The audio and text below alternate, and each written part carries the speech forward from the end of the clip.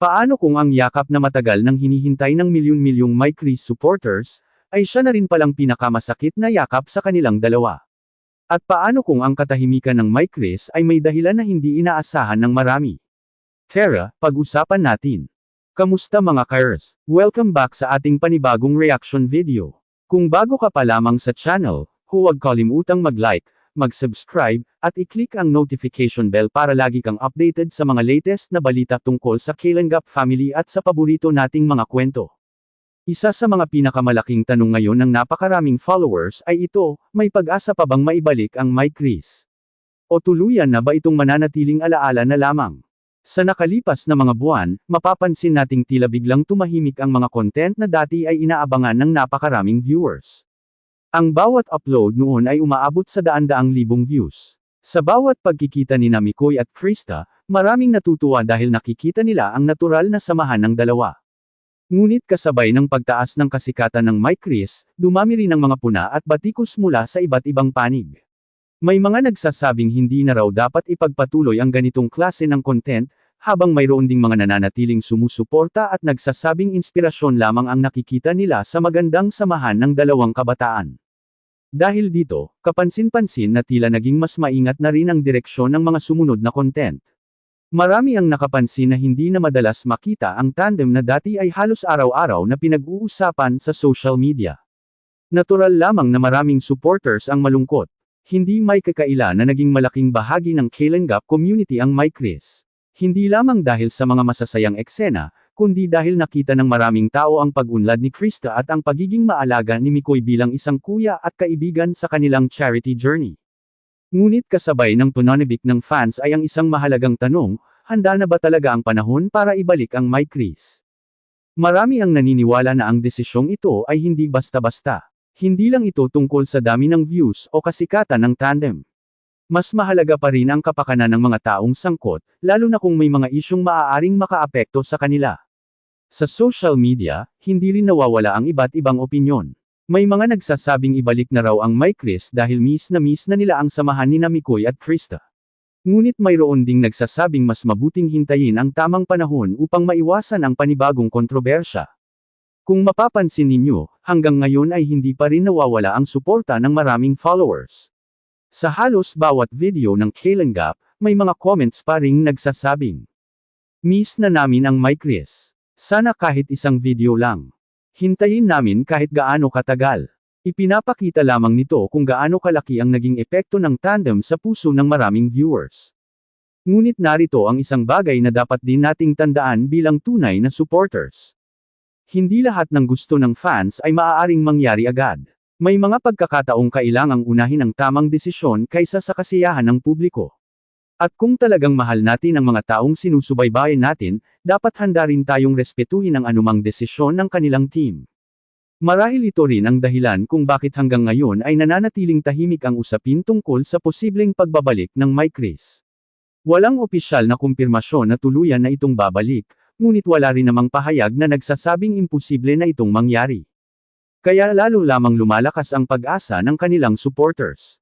At ngayon, isang larawan ang muling pinag-uusapan ng marami, ang eksenang tila nagpapakita ng isang yakap ni Mikoy at Krista. Para sa iba, simpleng tagpo lamang ito. Ngunit para sa mga matagal nang sumusubaybay sa My Chris, marami itong naging kahulugan. Ito ba ang senyales ng bagong simula? O isa lamang itong alaala na muling nagpapaalala kung bakit minahal ng napakaraming tao ang tandem na ito? Iyan ang ating tatalakayin sa susunod na segment, dahil may ilang detalye at reaksyon ng mga supporters na lalong nagpainit sa usaping ito. Sa tuwing may bagong upload ang Kalinga, mapapansin na halos hindi nawawala ang mga komentong, "Sana ibalik na ang My Chris, miss na namin sina Mikoy at Krista, at kahit isang reunion video lang."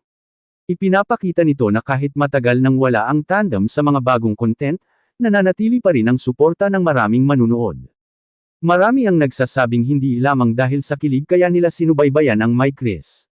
Para sa iba, naging simbolo ito ng pagkakaibigan, respeto, at pagtutulungan. Nakita nila kung paano naging bahagi si Mikoy sa paghubog ng kumpiyansa ni Krista habang unti-unti rin itong natutupad ang kanyang mga pangarap. Ngunit kasabay ng napakalakas na suporta ay ang pagdami rin ng mga kritiko.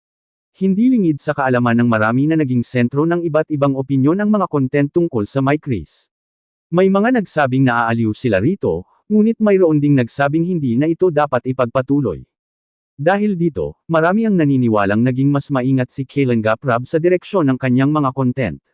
Bilang isang content creator, hindi lamang views ang kailangang isipin kundi pati ang kapakanan ng mga taong nasa harap ng kamera at ang magiging epekto ng bawat video sa publiko. Kung tutuusin, hindi madaling desisyon ang huminto sa isang content na alam mong minamahal ng napakaraming viewers. Ngunit kung naniniwala ang isang creator na iyon ang mas makabubuti sa sitwasyon, natural lamang na piliin muna ang mas ligtas at mas maingat na hakbang. Gayunpaman, hindi rin nawawala ang pag-asa ng mga supporters. Marami ang nagsasabing baka kailangan lamang ng tamang panahon. Baka kailangan munang hamupa ang mga kontrobersya bago muling makita ang tandem na minsang nagbigay ng inspirasyon sa napakaraming tao. May ilan ding fans ang nagsasabing kung sakaling bumalik man ang My Chris, sana ay mas nakatuon ito sa charity works, personal growth, at mga makabuluhang proyekto. Sa ganitong paraan, mas maipapakita ang tunay na layunin ng Kalen Gap, ang makatulong sa kapwa at makapagbigay ng inspirasyon. Sa kabilang banda, mayroon ding mga naniniwalang kahit hindi na maibalik ang dating format ng My Chris, sapat na sa kanila ang makita na maayos ang kalagayan ni Mikoy at Krista. Para sa kanila, mas mahalaga ang kapayapaan at magandang kinabukasan ng dalawa kaysa sa anumang content na maaaring gawin.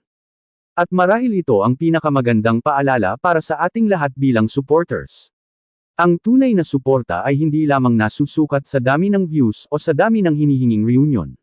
Mas nasusukat ito sa kakayahan nating respetuhin ang tamang panahon at ang mga desisyong ginagawa para sa ikabubuti ng lahat. Kaya ang tanong ngayon, kung sakaling dumating ang araw na muling magsama sina Mikoy at Krista sa isang video, handa pa rin kaya silang salubungin ng parehong pagmamahal na ipinakita ng kanilang mga supporters noon? O baka naman ang susunod na pagkikita nila ay magiging isang espesyal na alaala na mas magbibigay ng inspirasyon kaysa sa anumang inaasahan ng marami? Iyan ang ating aalamin sa segment 3, dahil may mga senyales na patuloy na pinag-uusapan ng fans kung may posibilidad pa bang makita muli ang My Chris sa iisang content.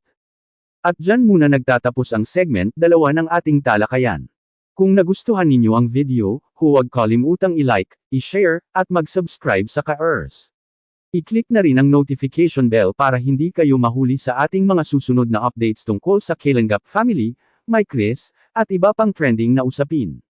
Gusto rin naming marinig ang inyong opinyon. Sa tingin ninyo, may pag-asa pa bang maibalik ang My Chris? O mas mabuting hintayin na lamang ang tamang panahon? I-comment ninyo ang inyong saloobin, basta't panatilihin nating magalang at may respeto ang ating talakayan.